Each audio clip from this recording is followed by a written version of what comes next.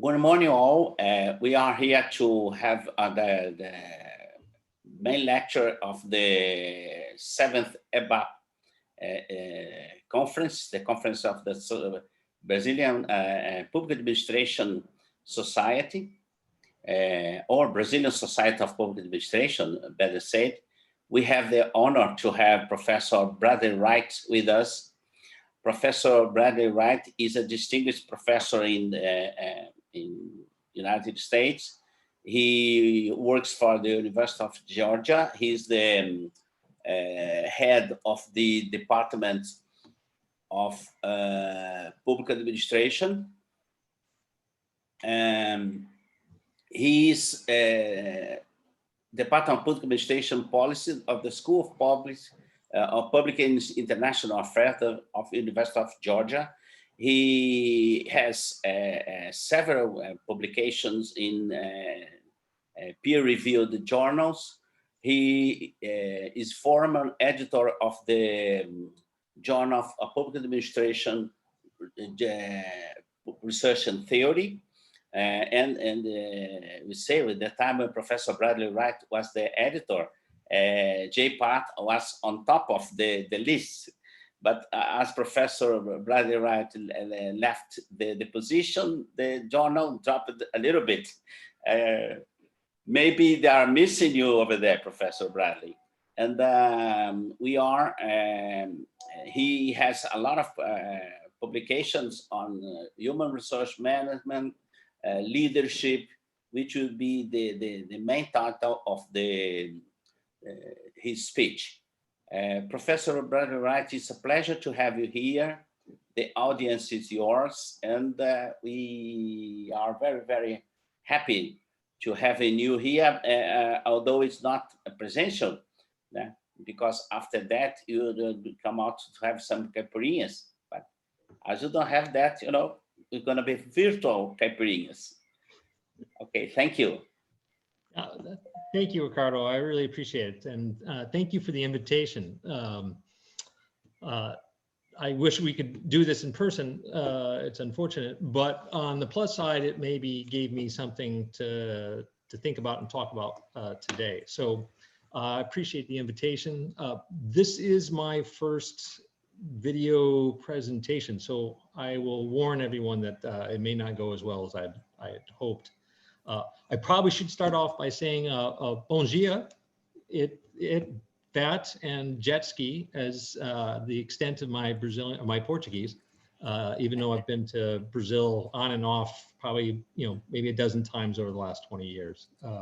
So let's go ahead and get started.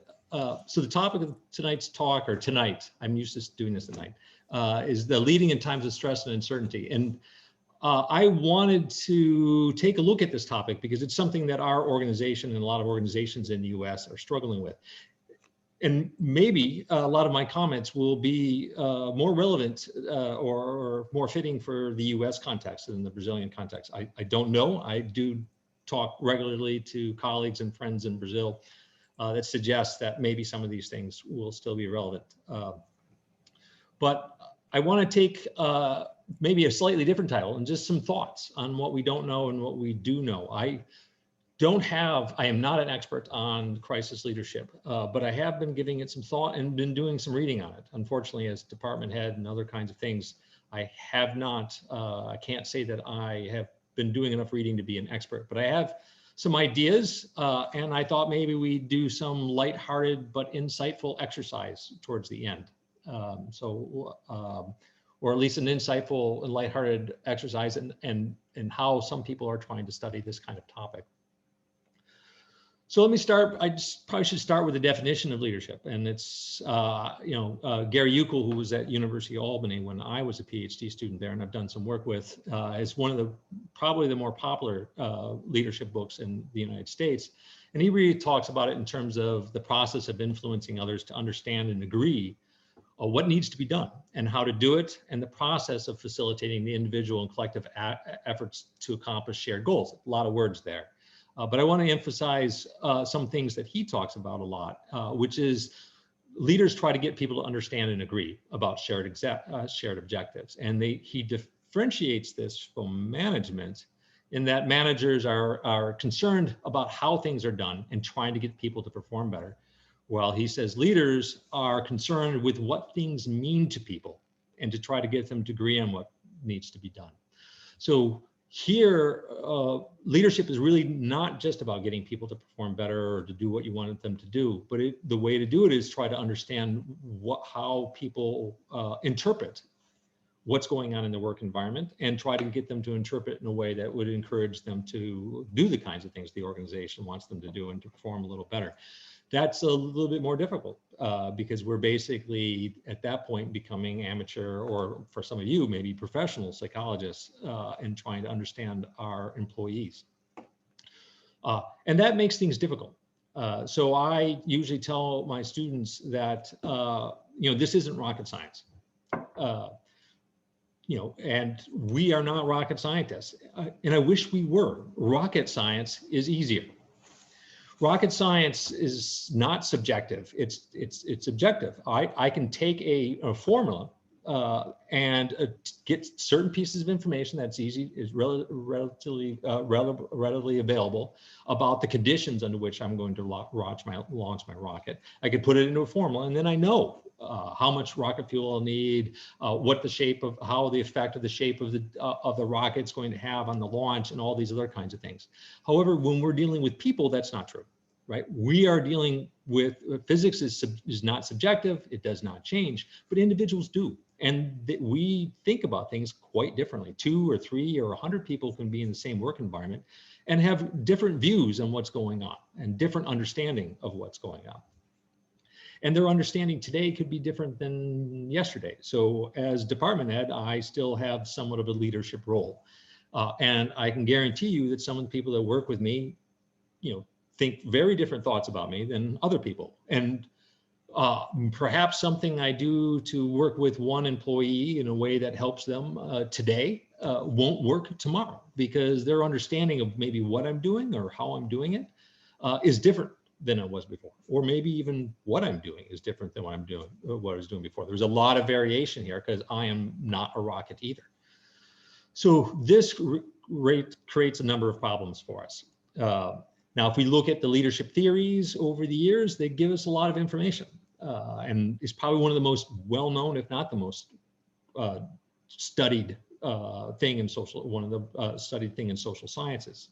So we have all this information about the traits that are supposed to make us better or worse leaders, including intelligence and sociability, emotional maturity, empathy. These kinds of things are supposed to make us better leaders. However, there's lots of research saying that we can have too much of a good thing. There's a recent paper that came out in the Academy of Management Review just this year saying, well, wait a second here, empathy is a good thing, but it's also a bad thing. If you have too little empathy, it makes it hard for you to understand what your colleagues, and they're less likely to give you information, or the information they're giving you that you need, you're less likely to recognize and use properly. However, if you're too empathetic, then you are not maybe paying enough attention to what the organization needs to be able to survive. You're more worried about their employees. And that's just a really sort of a horrible brief summary of this wonderful paper. But the timing of this paper is fairly, this was actually accepted for publication prior to 2020. So the fact that we're thinking about these kinds of issues in organizational crises seem somewhat prophetic. We've got other things. So the literature moved into, well, okay, let's take away traits for a minute and let's talk about skills. What type of skills do leaders need to be successful? And the list is, this is a short list. There's only 10 here. This is one of the more popular ones in the 80s and 90s. Dealing with some of the same issues. We need to be good communicators. We need to have good interpersonal skills. We need to manage time and stress. And I think a lot of us might be struggling with that. I know I am at this point. But these are skills that are normal times. Are they the same skills that we need under times of crisis? Probably more importantly, they probably are the same skills we need, but can they be used the same way? Do we have this, do these skills need to be different? Do we need to practice them different or use them at different times during times of crisis? I want in the spirit of self-awareness and lightheartedness, I was sent this recent article that came out from the American Psychological Association and the American Psychologists that suggests that even our interest in leadership tells something about us. For example, people who are more interested in leadership tend to be more narcissistic, right? So narcissists are more likely to listen, to pay attention and really have interest in leadership theories than non-narcissists. So that might say horrible things about me, but to be honest, I mean, this doesn't mean that for sure I'm a narcissist. And if you are already bored with this topic, that suggests maybe good things about you because you're not enough of a narcissist to enjoy or to find it interesting. So continuing our sort of thoughts on what type of leadership we need. Here is Kouzes and Posner's work that they did in their leadership challenge for years. For about 25 years, they collected 75,000 different responses to questions looking at what we most admire in leaders. And this is useful in some ways. The first one, no matter what year they do the survey, the first one is honesty, right? So we do know honesty and we can see it, integrity in terms of the traits, or honesty in terms of the skills as being important. Forward-looking is also the number 2 here, or depending on the year. But then you also have things like competent and inspiring. Those are really good characteristics, to be competent and inspiring. The difficult thing is, how do we do that, right? How do we become competent? What does it mean to be competent, especially under different circumstances, or inspiring? We also have a whole list of more modern views of what is characteristics of positive, or skills necessary for positive leaders.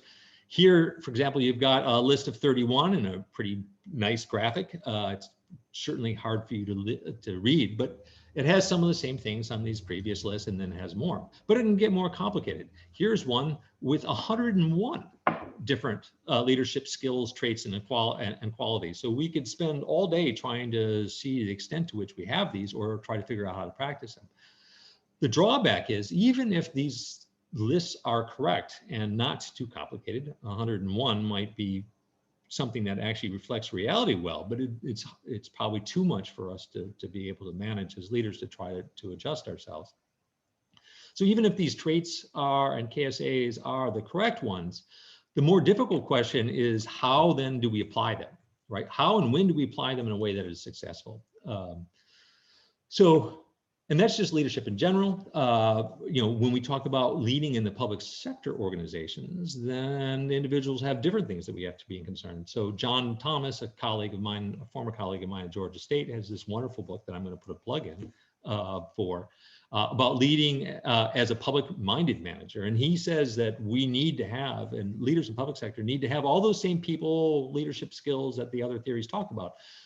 But we also need to be able to manage not just small politics, the politics within the organization, but the big politics, the politics outside the organization that we have to deal with every day to try to get the resources and to get the policies passed, and to actually implement the policies that we want, and have not only have the society sort of follow those policies that are put forward. And on top of that, then we need another P. He talks about the 3 Ps, which is the purpose, right? Some stewardship and achieving public value. It might be different. In a private sector organization, you can talk about return on investment, market share, revenue. In the public sector, we need to be able to evaluate our organizations, not just on terms of efficiency and effectiveness, but also what are we efficiently and effectively trying to do? And how is that sort of trying to satisfy the public, values or the public interests in some ways, which is complicated in itself to even try to identify what those interests are. In the United States, for example, in the last couple of weeks with the election and the politicians, I mean, there's a whole lot of argument about what is in the public interest and what is not. And there's not a lot of agreement on it, which makes it certainly a lot more difficult. A lot of us will know, for example, that we want our society to be safer. We want it to be more equitable. We want the economy to be better, jobs to, the standard of living to increase. The difficult thing is just how to do those things well. And what does it mean to try to accomplish them? What policies should we follow? Then you have your leadership theories, and this is just a partial list. I mean, oftentimes you see it sort of these theories categorized into 8 categories, you know, situational theory, behavioral theory, traits theories, those kinds of things. But we have all these leadership theories, and there's a lot of overlap in them, but there's also some differences. So we have all these theories that sort of help guide our thinking. And as I tell the students in my leadership class this fall, these leadership theories are not perfect. They're not an equation to launch a rocket into space that's going to work all the time. But what they do provide us is they provide us questions and thinking as leaders to sort of challenge our own interpretation of the situation and think about ideas. And I think what I'm hoping for a little bit later with some more of the lighthearted stuff that we think about things from different, we need to think about things from different angles, and it's going to be a little hard to do in a crisis, and especially of a crisis of this magnitude. So there are some interesting ways people are trying to do that I'm going to share with you. So let's take just real briefly one of these theories. So the situational leadership theory by Blanchard and Hersey, originally it was called the life cycle theory, is the basis of the most popular leadership training programs done by Fortune 500 companies in the United States. And it's basically the 1-minute manager, the 1-minute leader stuff. And here they propose the idea that leaders need to use different leadership styles, not just for each employee, but each employee's different task. Because employees, part of this is about you as a leader trying to respond to the employee's readiness, task readiness, which also includes willingness or motivation. But each individual employee's task readiness will vary depending on the day or depending on the assignment that you give them. So we really need to be, much more situational in types of leadership that we do, and we're constantly sort of diagnosing the situation and the employee and trying to apply different leadership theory. Even in that case, it's a lot easier to know in theory what we're supposed to do. It's a lot harder to know how and when we can do it in a way that's effective. So before we can talk about leadership in a crisis, and certainly in the extreme situations maybe a lot of organizations are in now, we need to really talk about where we were before the epidemic. So I've just got a few numbers that might talk about how successful leadership we've been at being leaders, and we as leadership scholars have been at helping leaders become more effective. So every couple of years, the United States federal government does a survey of 100,000, over 100,000 of the federal employees, so a large sample of the federal employees, and ask them a series of questions. If we look at their responses over the years to the question, in my organization, leaders generate high levels of motivation and commitment in the workforce, you see that we're pretty consistently, people respond to that as 37 to 41% yes to that. And that's yes, that's not yes enthusiastically. So this includes the agree and the strongly agree. When that means that more than half of our employees are not feeling like we're doing leadership, our leaders in the organizations are not being overly effective. If we look at some Gallup polls, so Gallup does their employee engagement work that they've been doing the last few years, and they do large studies on that across the globe. But in the United States, they did a report a few years ago looking at just state and local government employees in the United States. And they find that only 29% of them, of the employee workforce in state and local governments in the United States are engaged in their work. And 17% are actively disengaged. So we have a large group of people, right? Somewhere around 50%, a little more than 50% that are not really engaged. And then you've got 17% that are maybe the opposite of engaged. Maybe they are actually, instead of causing harm by not working to their full potential, they're causing harm in a much more proactive or aggressive way. If we look at a big survey looking at stress in the workplace in the United States from 2017, you'll see that, again, maybe as leaders trying to understand how people feel about things and help them to understand things a little differently and help them perform their jobs, You see that as of 2017, 59% of employees in this large national survey are saying they have a high level of stress and extreme fatigue, feel out of control at work. And a lot of this stress comes from coworker issues, workload issues, work balance, life. So employees are not necessarily finding the leaders to be as effective as we probably like. A lot of them are not particularly engaged. Some of them are actively disengaged, and they feel a lot of stress in their work environment. And this was all before COVID-19, all before sort of a global epidemic and crisis, of which that is much larger than anything in my recent times, at least at the national scale. In fact, originally when this occurred, I was thinking back to when I worked for the state government of New York during 9/11. I worked in the resource planning office of the university system for the New York. And I was thinking there's a lot of things that we learned during the 9/11 crisis, especially being in the state of New York, where we had a larger impact on our economy and other kinds and policies and other things, a lot more fear because we were the center of a lot of this terrorist act. That didn't, and in fact, at the time I was working with a lot of state hospitals. I was thinking that there were a lot of corollaries to that time, and maybe that would help me going forward, certainly on the budget end. And I think that's true. There are some corollaries, but this is a very different time than in 9/11, even in terms of the fear, the budgets, and other kinds of things that might happen, because it's much more wide scale and spread.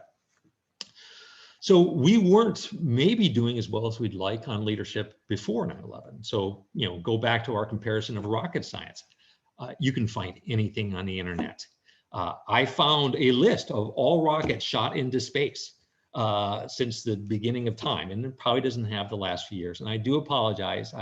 Trigger warning, Brazil maybe is not, maybe their leadership is better than their rocket science, according to this table. But if you look at this, we've had over 5,500 rockets shot into space in the last number of years, and we were successful 92% of the time. That's a lot of success for something that's very technical and difficult. It's not a straight up comparison to the numbers I just showed you about leadership and stress in the workplace, but it does suggest that maybe, rocket science is easier than leadership, even under normal circumstances. So this means that, we know a lot of stuff. It's probably helpful what we know, but it's very difficult to apply, and we haven't been successful even in the normal times. So what do we do in the times of crisis? Well, I think there are a couple things we need to think about here. First is that there are lots of different types of crises. So we can have crises during the economic recession. So I worked for the state of New York. I worked in the state of North Carolina during the 2008 recession. I worked for the state of Michigan during the S&L boom crash and other kinds of recessions in the 1990s. Those certainly created certain crises that affect some organizations more than others and some people more than others. Could be, for a lot of organizations, could be like private organizations, could be product recalls could create a crisis. Let's say we roll out a vaccine and the vaccine either is not being very effective or has negative consequences. Having to try to deal with the ramifications that this vaccine is out there and that we've been giving them could easily create crisis.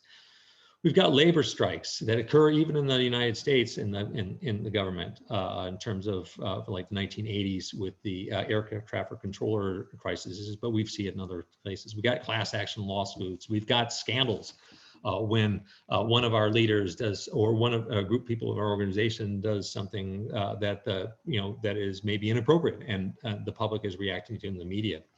And we got environmental disasters, terrorist events, war, natural disasters, epidemics. All these things can cause crisis. They can cause crisis, but they don't always cause crisis. And even to the extent they are crises, these crises can be categorized in terms of different types of effects or scope. So looking at the leadership or the research on crises, we see that crises can differentiate based on the level of ambiguity and the amount of surprise or rarity of the event, the significance of the event, the level of impact. And the difference between level of impact and significance in the definitions they use are important. I think for us, maybe we probably collapse those categories, but the scope, right? So some of these, if we have a labor strike, it might only affect one organization and one location. But when we talk about things like a national disaster, like Hurricane Katrina, it can affect a whole state and to the lesser extent, a whole nation. But even in that, the Katrina affected the New Orleans area in an extreme way, where the state of Louisiana was affected maybe in a less extreme way. In the United States, even a less extreme way. Probably Hurricane Katrina did not have a huge impact on Brazil or Russia, for example. However, some crises, occasionally like wars and other kinds of things, can have a much broader scope and a much broader impact and a much broader length. And a lot of what we're dealing with now with COVID, if we look at this, we have an extremely low probability event. We've had, if you look at epidemics, there are a lot of epidemics listed on the WHO website, but most of them are fairly localized. And if you look at them, the number of deaths that was from SARS or from the swine flu and these kinds of things are relatively localized. And while still horrible, relatively small. Right? We're talking about anywhere between 60 to 600 to 700 deaths in a lot of these cases of the epidemics listed on the WHO website, where right now it's the scope of this is not only global, but it affects every person in every home. And it affects public health and security. And it has a really, at least in most countries, a really wide range of social, political, economic, and organizational processes that it disrupts in a way that 9/11 and Katrina and stuff may have done only in a very short period of time or a very localized area, right? In addition, it's characterized by huge amounts of ambiguity. What causes it, right? What's the effect? What's the length? What's the mean of resolution? How do we get rid of it? How do we treat this? All this stuff is incredibly still uncertain. And these arguments about whether it's aerosol or not aerosol or how effective masks are all fit into this, a great deal of uncertainty. And even now I'm reading articles that came out last week that said, some people, there was one individual that they have identified that was spreading the disease for 70 days, right? I'm currently in quarantine because I've been having to do some travel until I can get tested. But if I don't get tested, I'm quarantined for 10 days, right? And I can be asymptotic and then walk around for the next 60 days after that. So don't worry, I plan to get tested tomorrow. But even then, we're not overly confident in some of the tests that we have. Sometimes they're oversensitive. So a lot of people who are testing positive are doing so with relatively low levels of COVID in them, and they may not actually be spreading them, while other people are testing negative when they might actually have it. So these tests are good, but they're not, and they're pretty good. They're rocket science good, but even in rocket science, we have 8% of failure in terms of our rockets. So this is an extreme crisis, and it's having a much larger effect than I think anything that, at least in my lifetime, maybe the 1918 flu epidemic, maybe World War II, have had similar kinds of effects in terms of scope and impact and length and uncertainty and ambiguity. I don't know, I wasn't alive during that, but there's certainly some of the examples that people are talking about. So, what can we do? What do we know about leadership during extreme crisis? Well, good luck, right? That's something we need. We need a lot of luck. And I think some of the examples you'll see in the media that they talk about, oh, here's an example of a very good leader. A lot of it's luck. That they did, a lot of people are doing the same things that maybe they did, but it works better in their organization or in their, at that time than other cases. And you do see us having, it's very difficult for us to understand exactly what the right types of leadership is, because most of the leadership styles, traits, behaviors, and theories were not consistently or very highly successful before a crisis of this magnitude. And in addition, a lot of them were really developed, tested, applied, practiced to the extent that we have ourselves have been successful as leaders, we've not necessarily been tested or applied under these circumstances, which means that some of these theories might be less effective, or the way they might be just as effective, but we need to use them differently. We need to apply them differently. And even those that have been successful before probably need to be adapted, as I just sort of mentioned. So where are we then in trying to understand that? Well, turns out these extreme events are very difficult to prepare for. And people complain in the United States, why weren't we better prepared? Well, you can't be prepared for everything, in part because preparation requires a lot of time, money, and effort. And unfortunately, in public organizations and governments across the country or the world, we have a lot of needs and not a lot of resources and not a lot of time.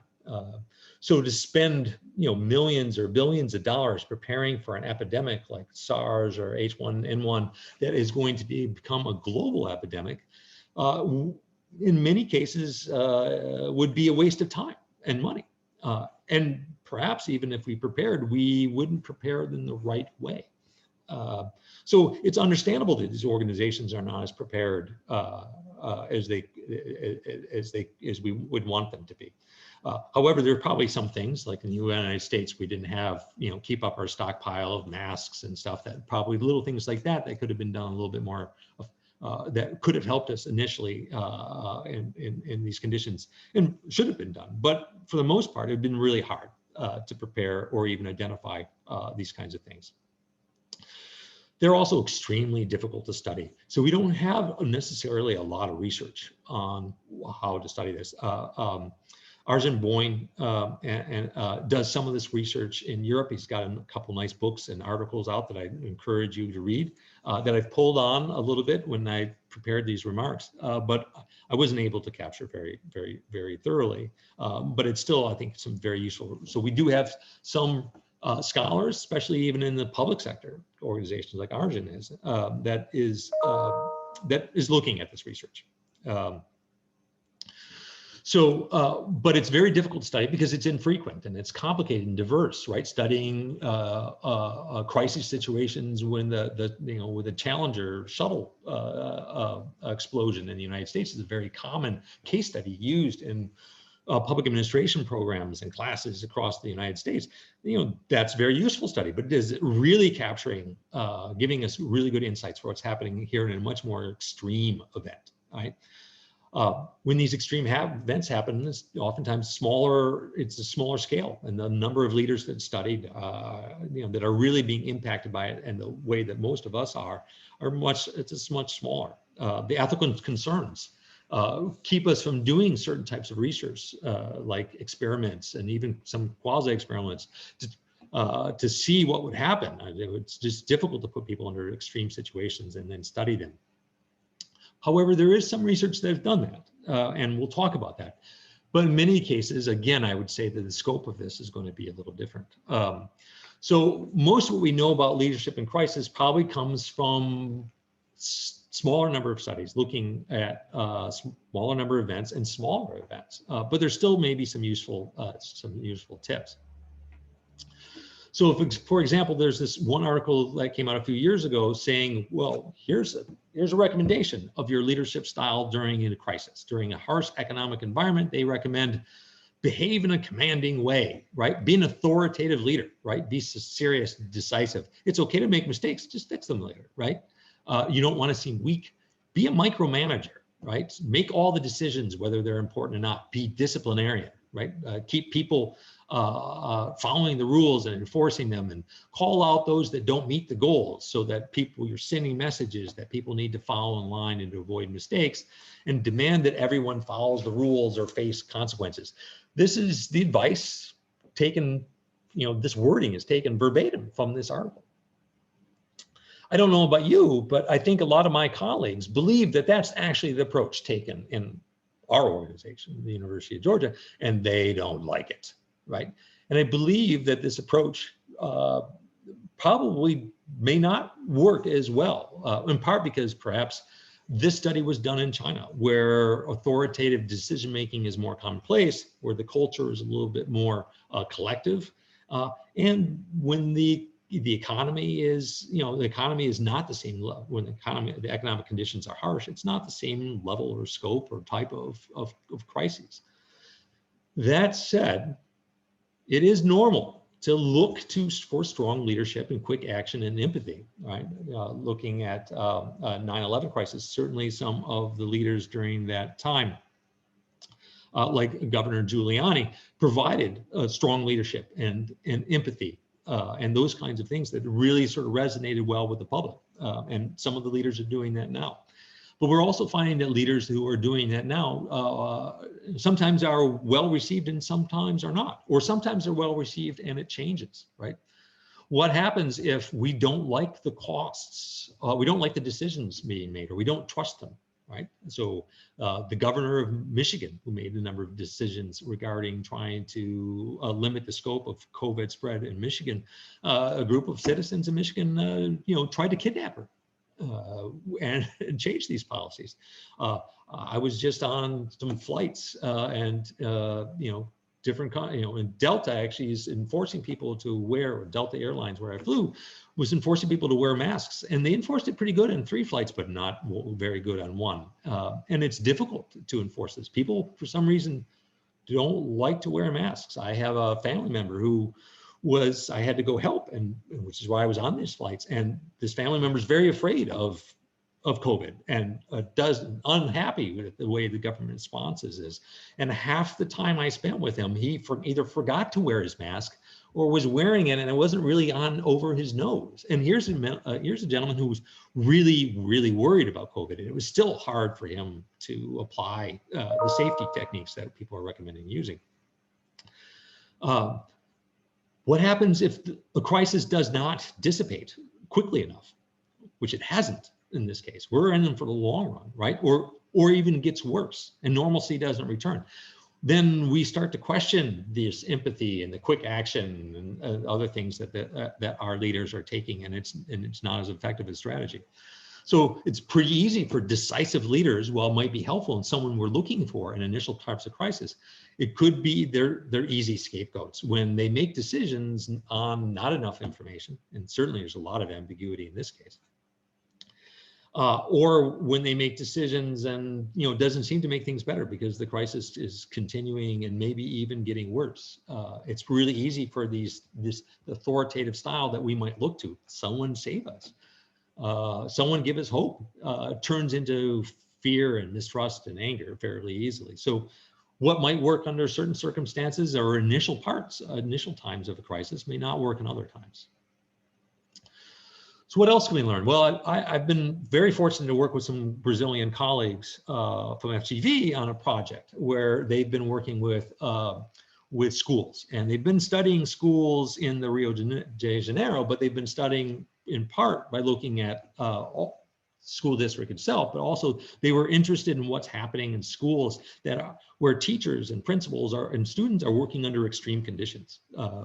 So here in Rio, they have the favelas, and we know that in the favelas, there's often a very different work environment for schools or for teachers or for students than there might occur in other places.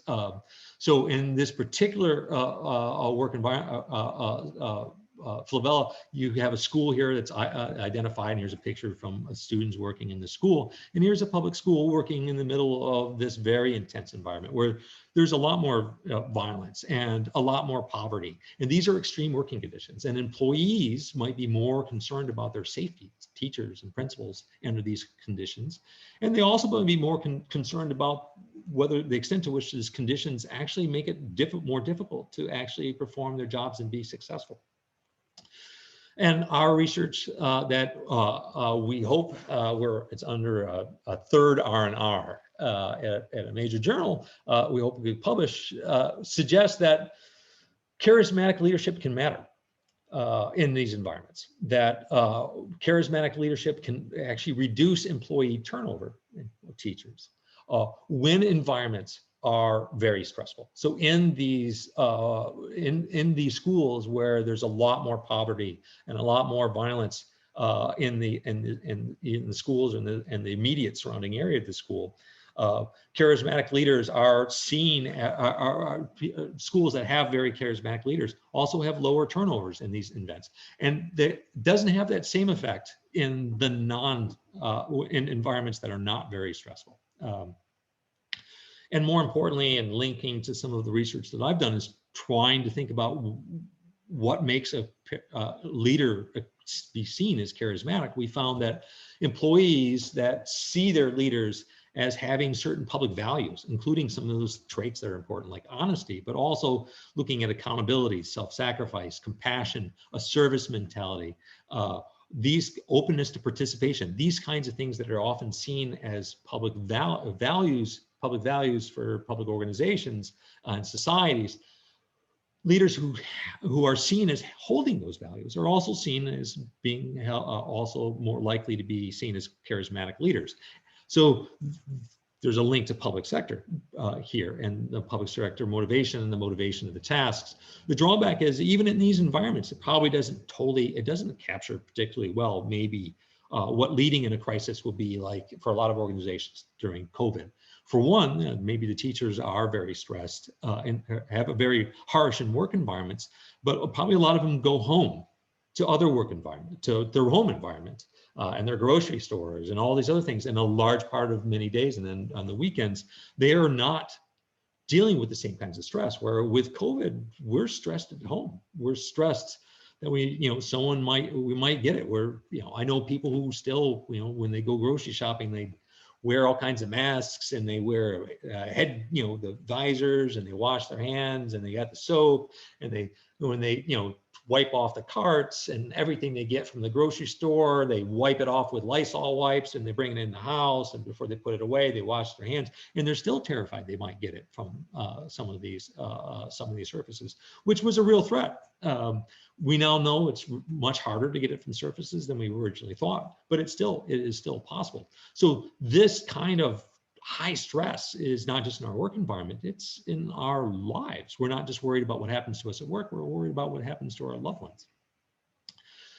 So under these kinds of circumstances, it is maybe more difficult to be an inspiring leader and give articulating an appealing vision of what the organization's mission should be, or how we should do it. It's more difficult to do that when it's less clear what the organization really can do. I mean, should our organization continue to provide services in the way we do now? Like, stick with K through 12, there's arguments in the US that, and a lot of the K through 12 elementary schools and middle schools in the United States are actually closed because they feel like that's going to make us safer. However, we're also seeing a lot of research saying that for poor students, it might make them a little safer, but it also makes it causes them a great deal more risk, because a lot of them will get their nutrition from more of their nutrition. They show up to school early to be part of nutritional programs. They get better meals during lunch. They actually will be given food sometimes to take home. They also are going to be more disadvantaged by the schooling that they're missing, where middle class and upper class families are being able to provide it's difficult, but they're being able to provide their children, a lot of the same support and help with the education that they're getting at home as they might have gotten in the school, where poor students don't have that. So we might have a whole generation of poor students in the United States and maybe in other countries that are not getting the education they need to get out of to try to get out of poverty, and their circumstances might actually be worse in the long run as a result of COVID. And the decisions we make about COVID. So what is the right thing to do? And that's a difficult decision here, because this epidemic is so widespread. In addition, you're providing me an inspiring mission of what the organization needs to do. Let's say you can do that. I'm still really terrified that I might get hurt at work, or catch COVID and bring it home to my family. All these things are not normal in some of these studies that we're talking about. So let's take the idea of that some tasks are engaging, and public service motivation literature, if you read it, some of it is saying this is great.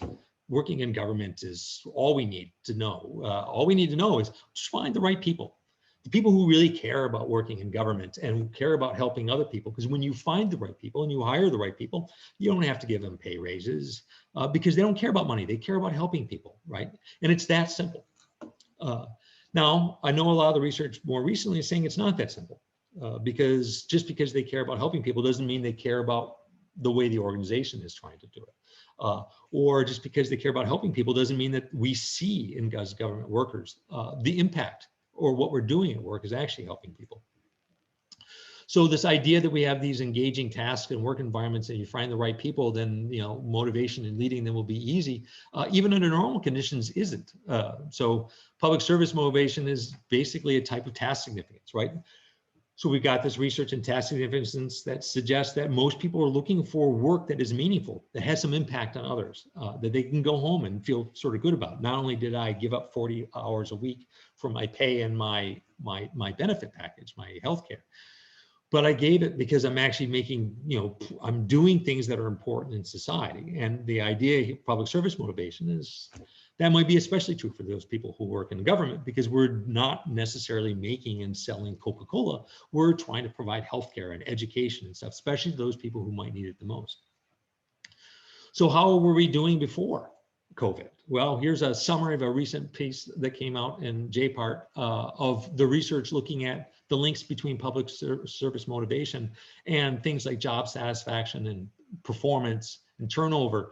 And if you look at even turnover intent, public service motivation only predicts turnover intent in 24% of the studies. It only predicts job satisfaction in 56% of the studies, individual performance in roughly half of the studies. And this is just its ability to predict significant effects. It doesn't take an effect that a lot of these studies show that actually show that the effect sizes, the amount we're able to impact these things, are relatively small when it does impact. And a lot of these studies are looking at, are not perfect studies. They're looking at, cross-sectional research and other things which might inflate these findings. In fact, a fair amount of experimental research that have been coming out lately suggests that public service motivation interventions, using public service motivation as an organization or a leader to make things better, is a better predictor of or better influencer of self-reported behaviors and intentions, and not necessarily actual behaviors. And here's a number of studies looking at trying to trying to get people to do more pro-social behaviors. And for the most part, what we're finding is it predicts their intention, but not necessarily their actual behavior. Now, there's some notable exceptions to that. For example, Bailey's work in 2013 and 2014, working with nurses. There are some exceptions, but we're finding that what we thought was going to be a silver bullet and a very helpful thing may not be as helpful as we had hoped, or as easy to use as we'd hoped, even to the extent to which these experiments are showing it has an effect on intentions. We're finding very small effects, right? So it's helpful, but how helpful is it? Now let's talk about crisis events. So public service motivation, there's a lot of arguments about what it might entail, but generally we're talking about 4 different dimensions. Some kind of policy making or attraction to policy making, self-sacrifice. I'm willing to give up something that might benefit me in order to help other kinds of people, compassion for these other people, and some kind of interest or commitment to whatever is a public interest or goal. So under normal circumstances, our definitions of what might be in the public's interest, not only what we should do, but how we should do it, will probably vary. All right. So if we look at a really interesting study that was looking at doctors in Europe, and their thought was, we know that using antibiotics is having some harmful effects on society. And in the short run, it might help us, but in the long run, it might actually make it harder for us to treat certain ailments. And in many cases, we know that. In a lot of cases, actually, we know that antibiotics are being used when they're not very effective. So we are using antibiotics to help people in a way that doesn't really help people. It might make them feel better, might make them psychologically feel better, but it doesn't help them necessarily medically. And can have a long-term negative effect on society and helping people in the future. So they thought that maybe doctors that have higher levels of public service motivation would be less likely to prescribe antibiotic prescriptions, especially when a lot of them are not necessary prescriptions, because they recognize the harm that this might provide in society. And especially they'd be less likely to use broad spectrum, these very powerful antibiotics, because those themselves, we need to save those especially. And the research provides some support for that. We don't find, for example, that public service motivation predicts their use of, their prescribing fewer antibiotics in general, but does predict their lower use of these really important antibiotics that we need to protect. However, that's public service motivation. They also measured general practitioners or doctors' user orientation, which is how important is the service, the client? How important is it to actually help the client, including maybe even feel better emotionally, even if the drug, the treatment is not something that is going to help them medically.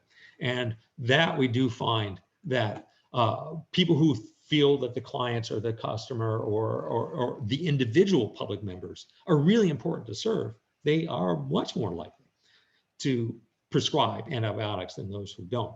So that in itself is one definition of public service motivation, because it's helping individuals that might actually need it. So here we've got a study that's saying, well, you know what, you can be public service, you can use public service motivation to predict things that are good and to predict things that are bad, because both of them might be helpful in some way. And there's some disagreement on then what is in the public interest. And wouldn't the uncertainty or the conflict, the uncertainty of what is in the public interest, or the conflict between different public interests, which is probably what we're reflecting here, be even more severe than an extreme crisis in our organizations? And I believe that's probably true. We could be taking this time to try to study that. What about this idea of sacrifice, right? That I have public service motivation, I want to help people. Well, that's fine, but I want to help people, but will I, right? What am I willing to give up to do it is part of public service motivation. And I've done some research with colleagues a few years ago looking at a huge change that was happening in a local government organization that was doing a fairly substantial reorganization, and having a lot of financial problems is one of the things that's spurring that. And we found that public service motivation doesn't predict the employee's support or commitment to those changes. Mostly, we found that most of the dimensions don't predict that, but one does: self-sacrifice, right? Your willingness to give up something, right? Might be giving up your safety and your work relationships, or your comfort level in your work assignments to give this change a try. It does predict that. But the effect size is there is still fairly small, but it does predict that. And that's, under fairly extreme, it's under a crisis in this organization, but it's not the kind of crisis that we're seeing now, all right? So how much more willing, how much will you be willing to sacrifice in times of extreme crisis? For example, that just doing my job might risk my health or my family's health. And we certainly have a lot of employees in government that do that. Doctors and firefighters and police officers and those kinds of things. But those people are trained to do it. They've chosen those jobs. Teachers don't necessarily, weren't trained and weren't planning on having jobs that have this kind of risk. And they might then reevaluate what they're willing to do on the job when they're facing this kind of risk, even if they have public service motivation. Just how much are we willing to sacrifice? And will our willingness to sacrifice change? Well, will our commitment to public interest change? There is some research that looks at this. So there's some research looking at what happens to military officers when they go, military members, when they go do a tour of duty in an active, I know we're not calling it a war, but an active military situation like in Afghanistan. So here we're studying, they studied military individuals, military officers and other people in the military that went and did tours in Afghanistan, where the situation is stressful and dangerous. And they find that, sure enough, compared to before they went to Afghanistan, their level of compassion changes, right? After spending a few tours in government, or in Afghanistan, or a tour in government in Afghanistan, their level of compassion towards their fellow man or fellow woman has declined. And We already know some of this when we look at research of, firefighters or police officers, that in these kinds of conditions, it's really hard for us to continue with the same level of compassion, because some of these individuals are angry at us when we're trying to do our job, and are actually contributing to some of the difficulties in their own lives, or causing some of the violence or the situations that are harming society or other individuals. So it's not a surprise that compassion goes down. Commitment to public interest does go up. That's interesting, right? But I'm not so sure we know whether or not our commitment to public interest in general has gone up, whether we have the same, what we might not define public interest in the same way after these extreme events or these extreme experiences. Self-sacrifice, however, goes down. And there was actually some research looking at civil rights movements and other kinds of things in the United States, and tracking the people who were heavily involved in that, or were pretty involved in those movements, and were sacrificing a lot to move those policy concerns forward. And sometimes afterwards, they sacrifice less in their lives, because maybe they feel like, well, I've already done this and I've already given up a lot, and now I need to do more for my family and for myself. And we've seen that, for example, with some research shows that this can happen with people like people who work in AmeriCorps and teach for America. They give up a fair amount to have these jobs. Then afterwards, they might be less willing to sacrifice after fulfilling those pretty sacrificial and difficult tasks. But in this military situation in Afghanistan, that does seem pretty extreme. It's a fairly stressful environment. It can be fairly extreme and dangerous. But is it really dissimilar to what we are experiencing now, right? So if we look at research on extreme action teams, like people in the military doing SWAT, or this is the extreme violent, extreme action team for the police officers in the United States, or firefighters, we can look at certain characteristics of this type of work. For example, they select these extreme conditions. They selected these jobs. I did not select to be a faculty member in a time of COVID, where at University of Georgia, the students don't necessarily, especially at first, do much to protect themselves. So they're putting me at a greater risk when they go to the bars and restaurants and have their parties and stuff. And their chances of catching COVID are pretty high. At one point, our students were testing, I think eight for a couple of weeks, 8% of the students tested had it, right? And probably more than that, probably did, because we didn't have a good testing regime.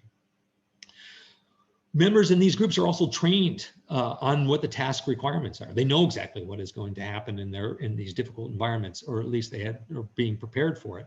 And they're trained in the stressful environments. They're accustomed to working with each other under stressful environments. That's not necessarily true right now. So they understand the threats and risks involved. They have much more clear goals. They have much more agreement on the means or the methods to use to achieve those goals. In these groups, their members generally trust each other. They don't fear each other, right? Which might be different. The staff at your organizations might be worried that they're going to catch it from their friends and their family members and other staff members, that their colleagues. Leadership appointments in these groups are based partly on their experience and performance under these extreme and stressful situations, which is not true for us. I was not picked based on my ability to be a department head during a time like this. I was picked mostly because no one else wanted to do it. And I wasn't too horrible, I think, is my main reason for selection. And these groups have much wider organizational support structures. They're given the resources they need. They know that failure can be dangerous and fatal. However, when they go home, they're safe.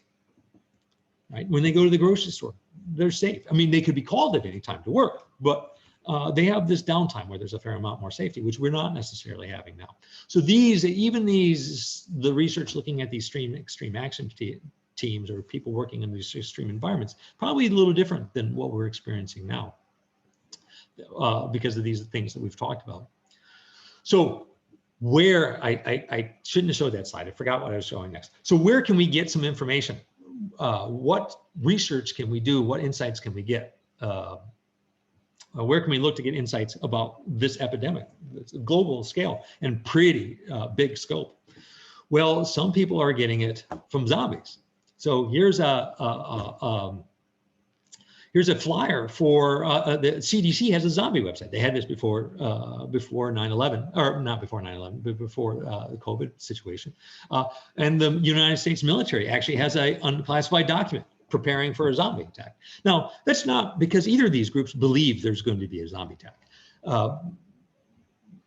But what they're doing is they're using these as training exercises. They're using these, we have all these movies and these TV shows and these books on zombies, and this is an apocalyptic event. And we have a lot of information about what people think will probably happen during these occasions, right? Because these movies are really influenced by social sciences and science and other kinds of things. So they're training exercises. They can help us stimulate creative thinking about what happens when really important parts of society starts to break down or might break down or have the threat of breaking down. And there are management and other researchers using this. So for example, Christopher Coker is doing some research looking at how to better understand sort of strategy and warfare, looking at zombies and zombie apocalypse.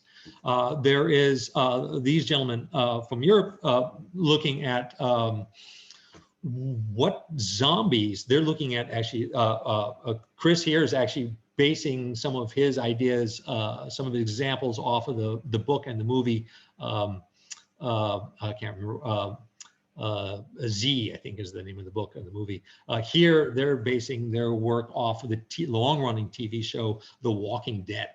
Right, and use examples to sort of think through what application of certain sciences and certain theories, including social identity theory, how well does this explain what is occurring in these kinds of extreme situations, and what it might say would occur in extreme situations, and what it might be different than what we can normally study.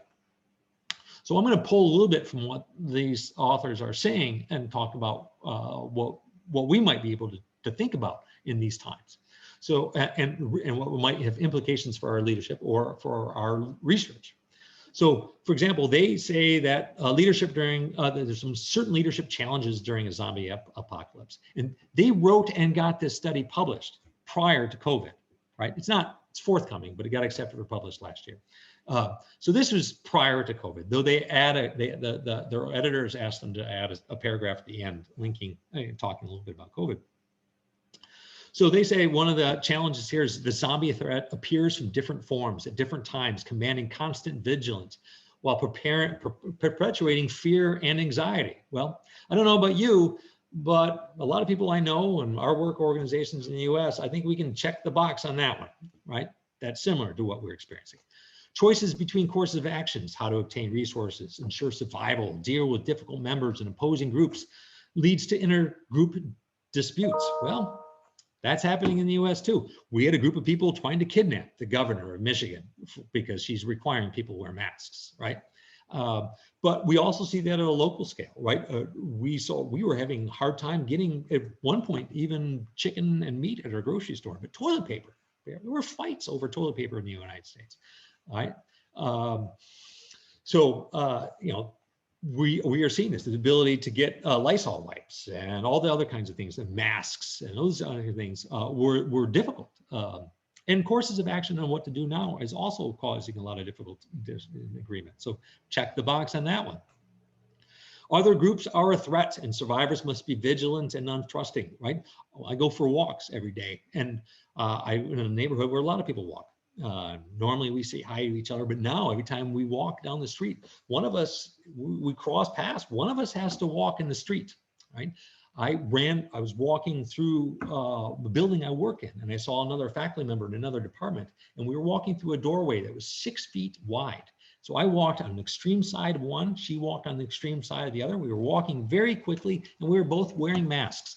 And she gave me the dirtiest look, like, you should have waited on the other side of that doorway until I walked through, because this instant, you might have just given me COVID, right? It was a really dirty look. She doesn't know me very well. Maybe she just doesn't like me, and I just now noticed that look. I don't know, but So now everyone's a threat. My children and a good friend of mine's daughter from Brazil are coming for Thanksgiving. I got to figure out, is that going to be a threat to me and to each other, right? So check the box on that one.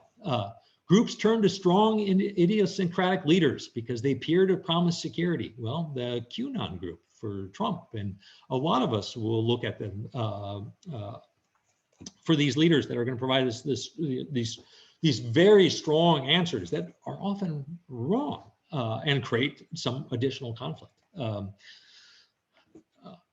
And then the leadership roles are being constantly contested by group members who disagree with the actions and decisions made, and the groups and other groups influenced by other group leaders. And we see this in organizations. In the organization I work in, the University of Georgia, the faculty for the most part and staff were very pleased with the university president for many years, and he was the provost before that. But now they really challenge and dislike just about everything that's being done, even the stuff that perhaps he's doing well.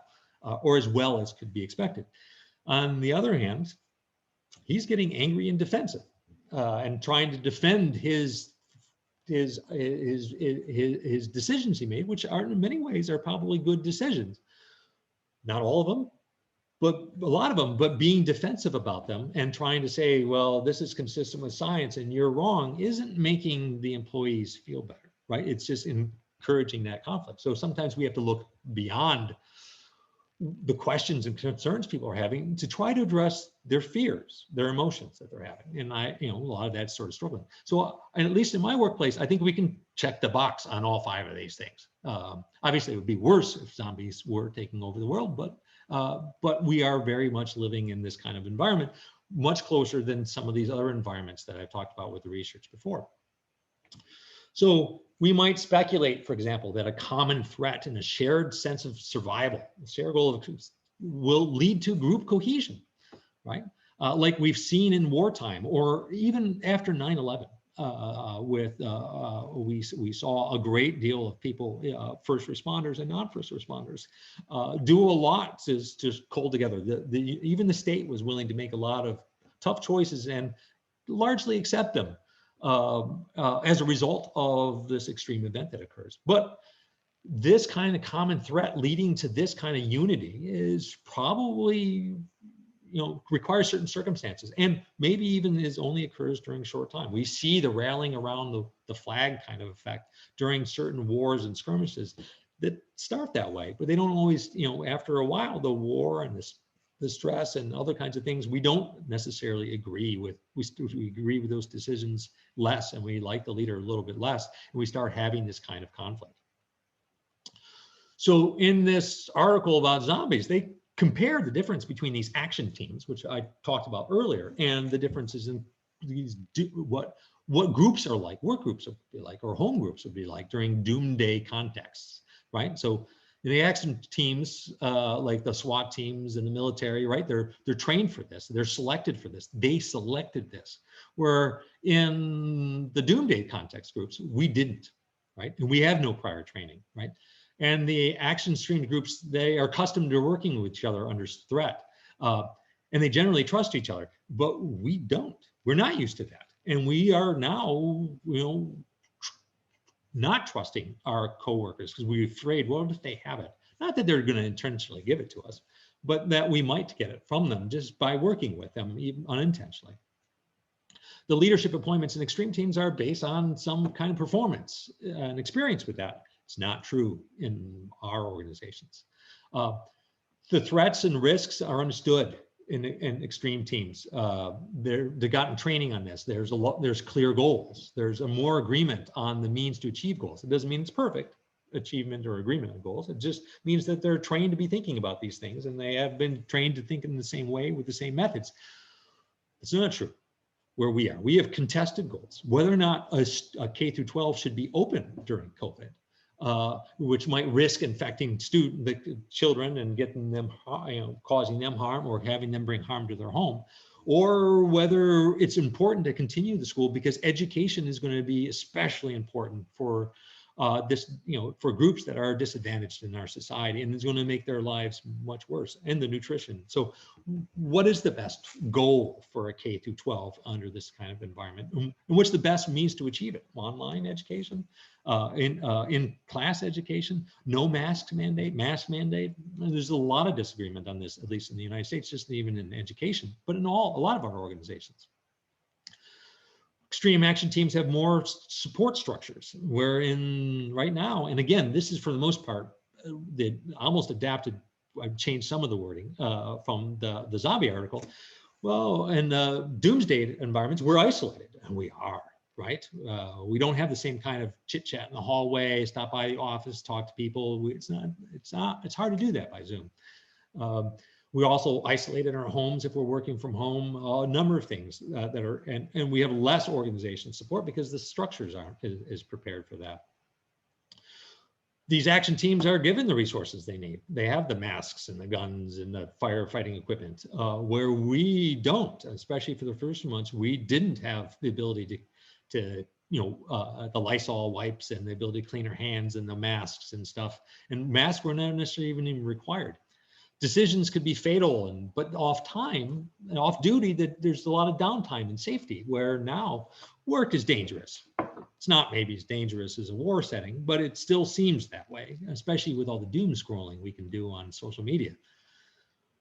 But the stress continues even when we go home, when we go to the grocery store, when we try to decide whether our kids can, go to football practice or whatever it might be. So looking at this research on zombies seems a little maybe silly, but at first, but I think it's fairly insightful. It makes us sort of challenge and think about what might occur during more extreme events, which is things that are really very difficult for us to study. And they find that social identity theory suggests that under these doomsday context examples, groups are not likely to actually unify around a goal, right? They're not. For a lot of the reasons on this list. They're more likely to have conflict within the group, and they're also more likely to have, in-group, out-group conflict, which is what you see in certainly the zombie movies. And I think a lot of us have seen it in our organizations as well. So, how best to just some research questions that I think would be really interesting. And I'm hoping a lot of you are working on this. I am not, because I'm department head and teaching and struggling with my life in a way that I didn't before. And so I'd like to, but so I'm hoping that you will find some of these questions interesting or something similar to that and are looking at them if you're not already.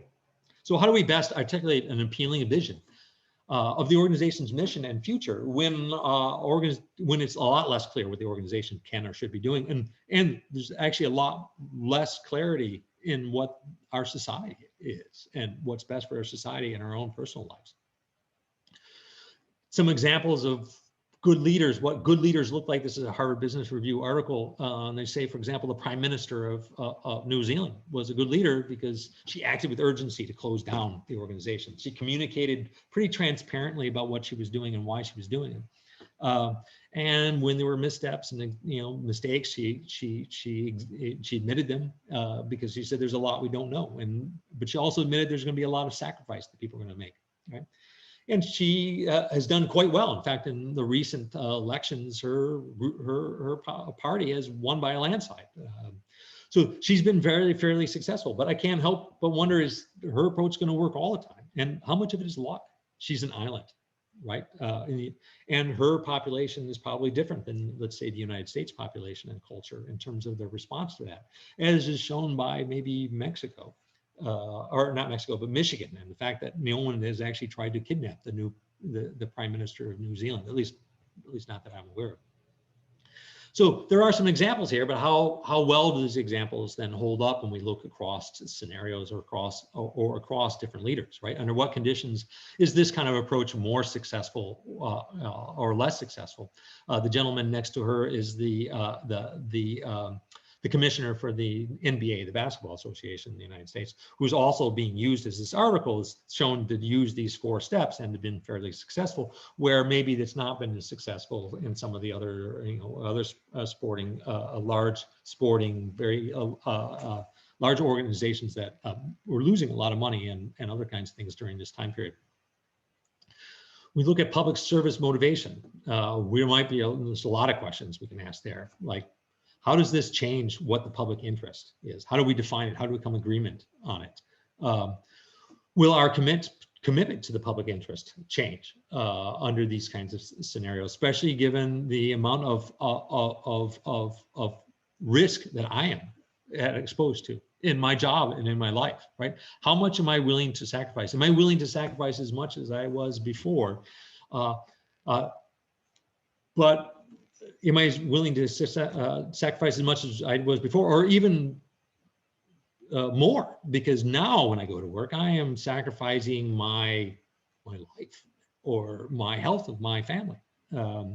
Where in reality, the rates of death or even contraction of this disease are not as high as some other diseases. It's still a lot higher than what we've experienced before in our lifetimes. So that makes me reevaluate the trade-offs between work and what I need in my life or with my family or with my home. So that's just a lot of stuff, maybe not all that useful or interesting, but I'll just stop there. Probably went over time anyways. So thank you.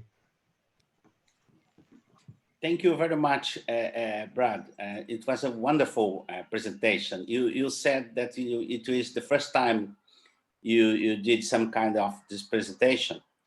If I was in the position to grade your presentation, I'm gonna give you a summa cum laude. Yeah, if I do it a second time, I'll do it shorter. But it's wonderful, a lot of insights.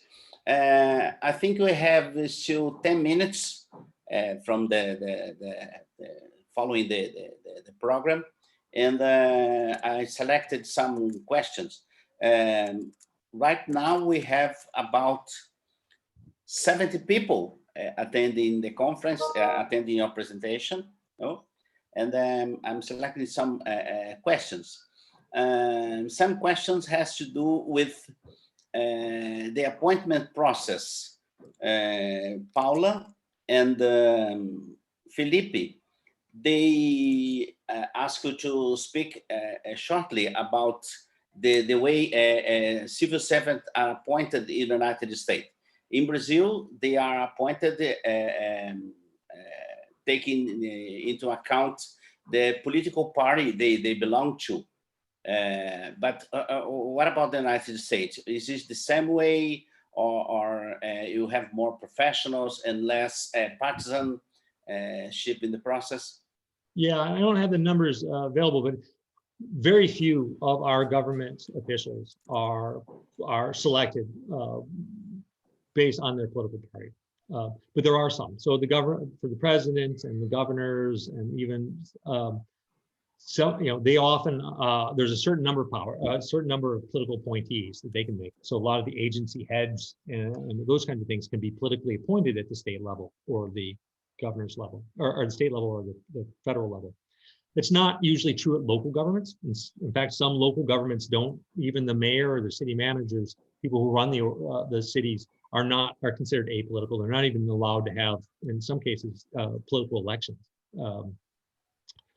So the vast majority of government officials in the United States are selected like a lot of other jobs. They applied, and they go through an interview process, and they were selected.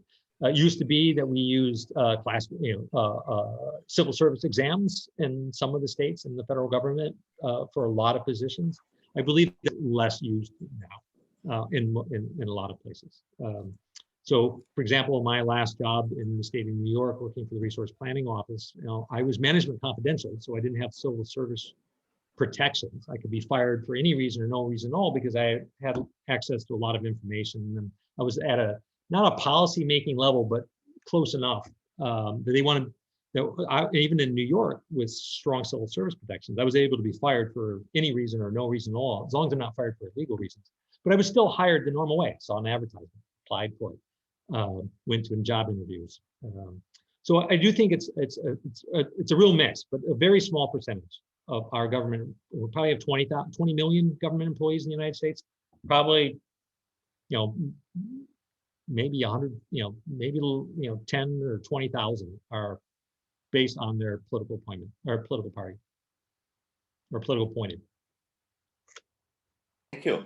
It's a bit different that we have here in Brazil, which the best part of your curricula is to belong to the same political party as the president or as the other leaders. In the case of our president, you know that he doesn't belong to any political party. That is more concerning for us. Another set of questions has to do with the skills. The one question addressed by Christian, it's about emotional intelligence. What do you think about emotional intelligence? Can it be taught? Can people learn how to be more emotional in these times of the very critical decision? Emotional intelligence, I've been reading a lot of that in the last few weeks, but even before then, when I occasionally taught a leadership class, I definitely included. I do think it's really important, and it does capture a lot of the skills and the traits that we've always thought were going to be relatively important. But it has another feature, is that emotional intelligence not only, is trying to be more self-aware, but also more empathetic with others, but also be able to regulate our behaviors to try to provide in response to these things, and more aware of our environment. This is incredibly important because I think leadership really is what you do as a leader, or when you're working with individuals under different circumstances. You have to pick up on cues, and you have to change your leadership style or your approach in this situation, often fairly quickly and fairly often. And I think emotional intelligence is key to doing that. The stuff that I've read about training, it does suggest that you can be trained and to do it better, in part because you can be more with practice. When you are deliberately practicing it, you build up some skills and more awareness. And there are a lot of things that we take for granted or don't think about that we probably should. And I use the leadership theories to often do that at work. I might think I know what the right answer is, but then I'll stop and go, okay, let me walk through this. Let me walk through Vroom's normative decision-making theory to sort of challenge my own thinking and think about it from different perspectives. So I do think it can be taught, but it is difficult, as most things are. And for some of us, it'll be more difficult than others, because I think some of us just have maybe a more self-awareness or more easily able to regulate our own behaviors than others. But I think it's crucial. I almost thought to spend this whole time talking about emotional intelligence, but at the end I decided not. Mm-hmm. And maybe we can learn from your current president. If you got fired from a job, you say, no, I disagree with that. I disagree with the process. I was still on the job. Yeah. Well, we do have a process for which he can challenge. We'll see what happens. I'd be more concerned if I don't believe, but I believe most of the military leaders are a little tired of it, which is a positive sign. Okay. Another very interesting question, it was addressed by Professor Theo Armindo. Theo Armindo is now our current head of the Public Administration Division at ANPAT. And he raised the point that about disaster recovery. He remembered the New Orleans Katrina, and how people got together to have the city back. What do you think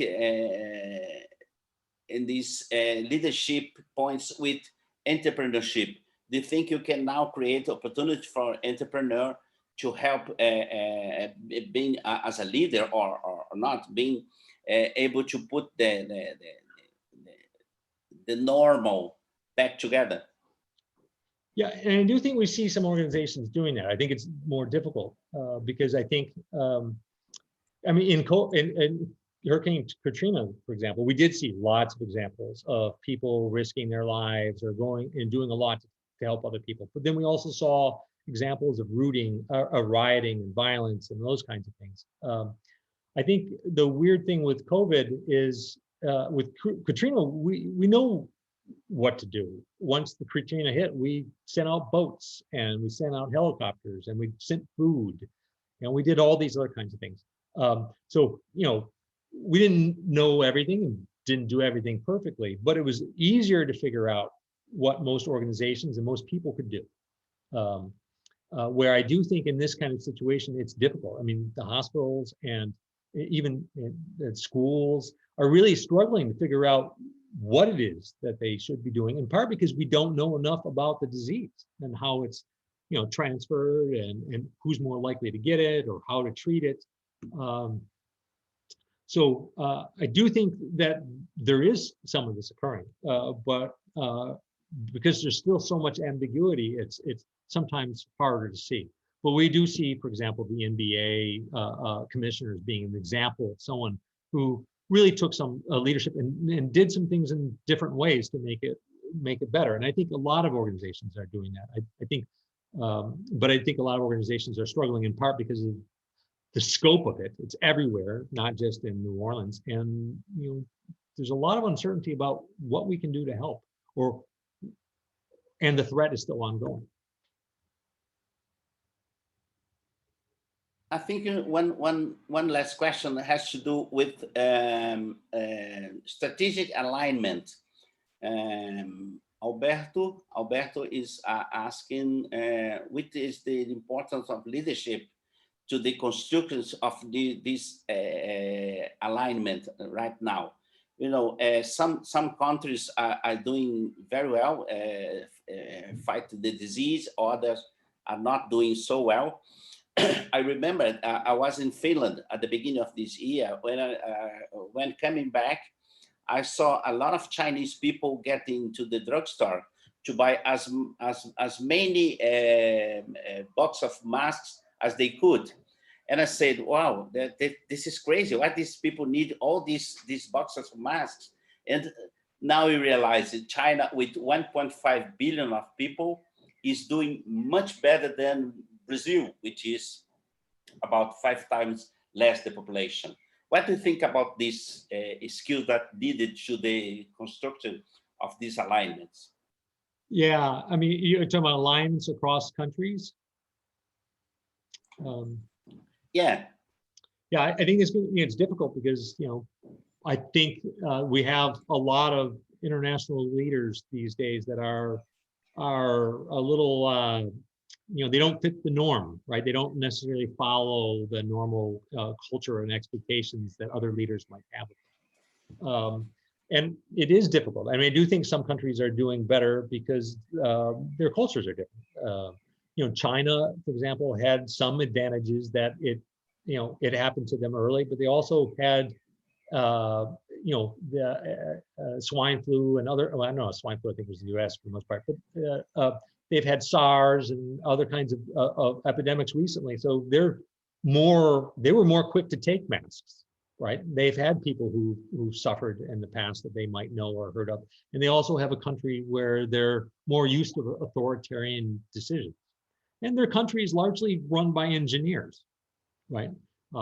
Our country, for example, in the United States, is not run by an engineer. I don't know, I think he has an MBA, but you know, his main business is, you know, a lot of it is about real estate or television, right? Media, and that's a different skill set than what you might see in China. So I do think that different countries have different advantages, but I think that it'd be great if the countries could help each other, but I think they're struggling sometimes to help themselves. So, for example, some of the countries that were doing a lot of European countries were really struggling with this, and they shut down their borders.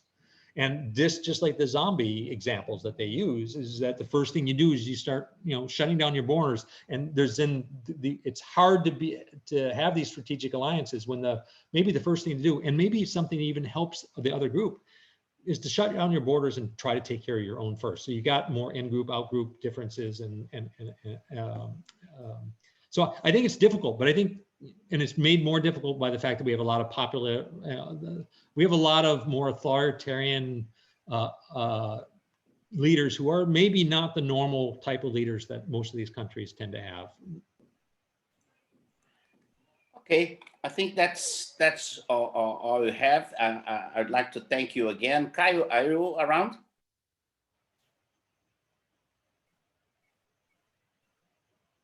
Oh, I can see Caio, but so I'm gonna thank you again, Brad, for your wonderful Caio. Well, Come thank over, you. Caio. And I hope to see you soon, Ricardo. Stay safe, stay well, all of you. Yeah. Okay. Love you too. Bye.